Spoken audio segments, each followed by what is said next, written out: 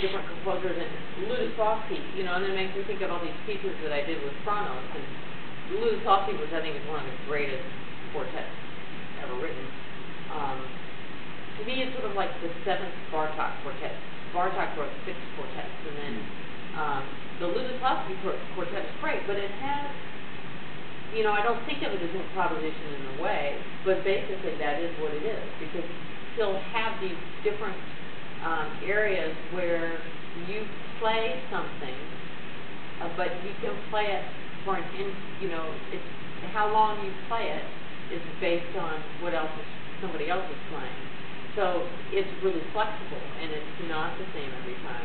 There's a lot of it that, you know, does line up exactly, but then there are these areas where it's much more nebulous, you know, and I think it makes it a great piece. But he's definitely, so yeah, where does that come from? I don't know. I mean, definitely you can tell that his music comes out of that tradition of Bartók or something like that in a way, these more string quartets.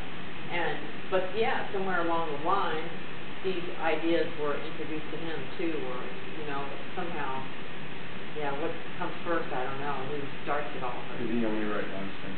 He only wrote one string quartet.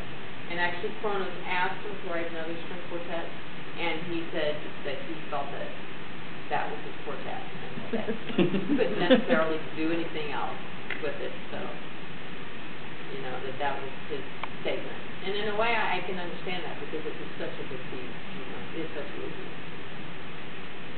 Also, you know, you look at the art form, I mean, not all the art forms are not equal, but, you know, the art after World War II, whether it was visual or sonic or whatever, you know, the art that was sort of in chic or in fashion after World War II, in my mind, was a kind of this abstract expression.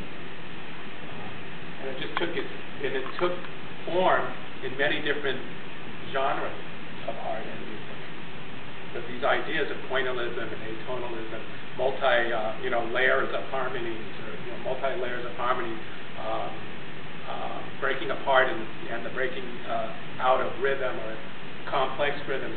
These are ideas you could hear whether you were, you know, in all kinds of different kinds of music from different genres. They were sort of coming together.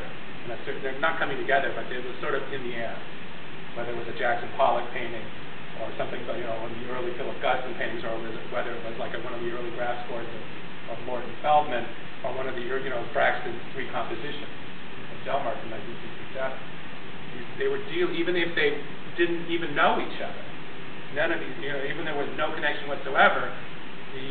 When you analyze just the music and what they were doing, there's similar. You could say, well, these things are similar ideas floating around somehow. If that makes any sense. Question: Joan performed at a theater on 24th Street. Was that you behind the snow? Yeah, that was the piece that Joan wrote. That was the first piece she wrote for that duo. Well, now when she's playing the cello, can you improvise in terms of meter? That music was more composed than it was improvised.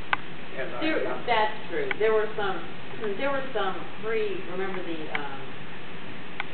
was the thing on the screen that was like